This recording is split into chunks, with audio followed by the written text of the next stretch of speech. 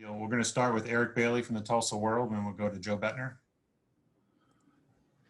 Hey, Isaiah, when we look at the history of Oklahoma football, no OU football team has lost back-to-back regular season games since '99.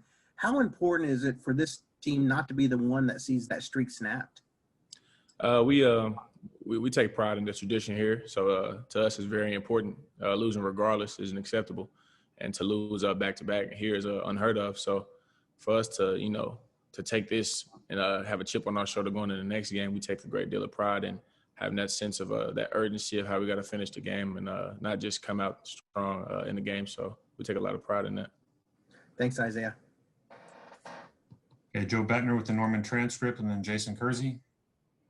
Yeah, I'm wondering, just with the way that the game kind of fell in the defense's hand to make a play late, I know you guys aren't in the business of moral victories, but is there anything you guys take away from how the defense was able to step up there at the end, and if there's anything you can build off of that going into the next week?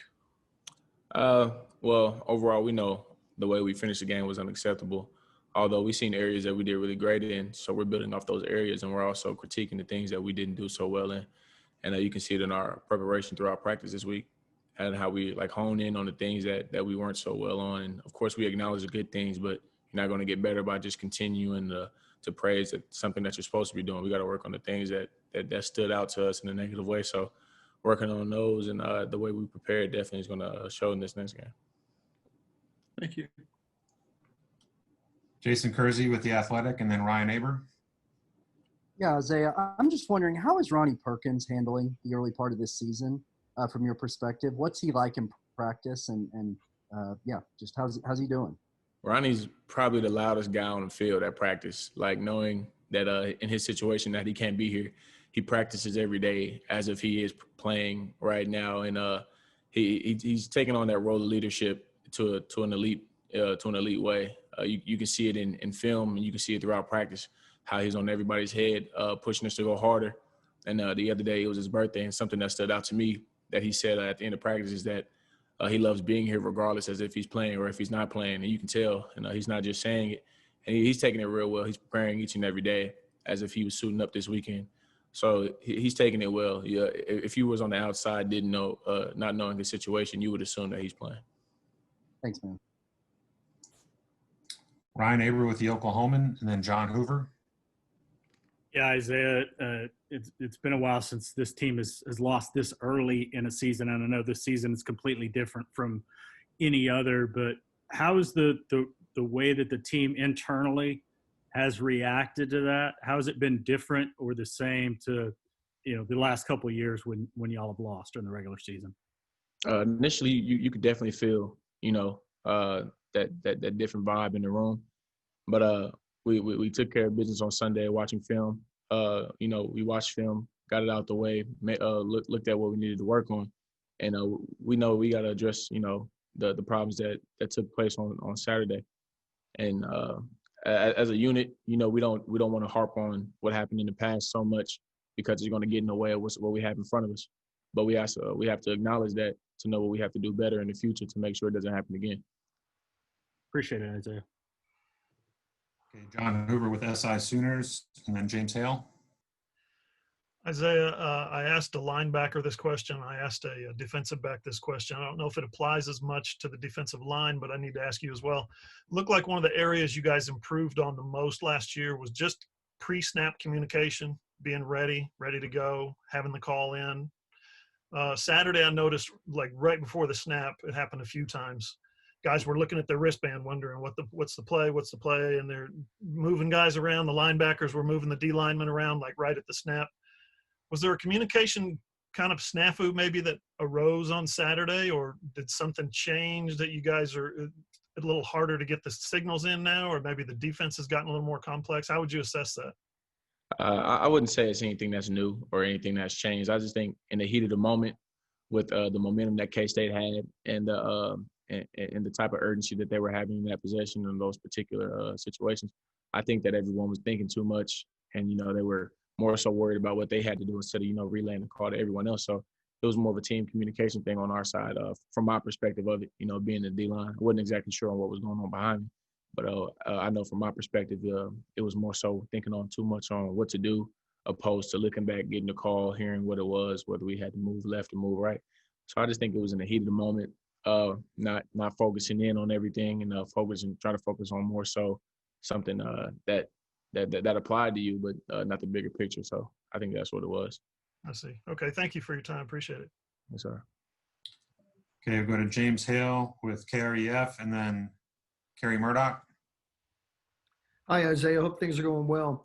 You played defensive tackle. You moved back to defensive end, against Kansas State. Is that more comfortable for you? And you guys got to start generating a pass rush.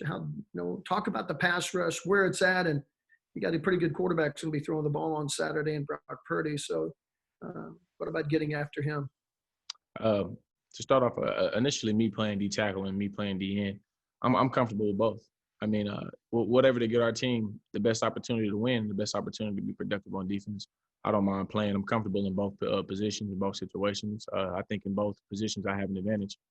And you address the pass rush, which is something we know we need to do better on, especially in this game against this a well quarterback, obviously. And we addressed that in film, and we also harped in on it. Coach is on us hard about it. Perkins on us hard about it as well. So we definitely know what we have to do this weekend. And last week was unacceptable for us. So as a group, as a unit, we talked about it. We're working on it, practicing on it. And I'm pretty sure that these guys are locked in and focused on the task in hand to get a pass rush, not just focusing on stopping the run game. Thanks, Isaiah. Okay, Kerry Murdoch with Sooner Scoop and WWOS, and then Parker Thune.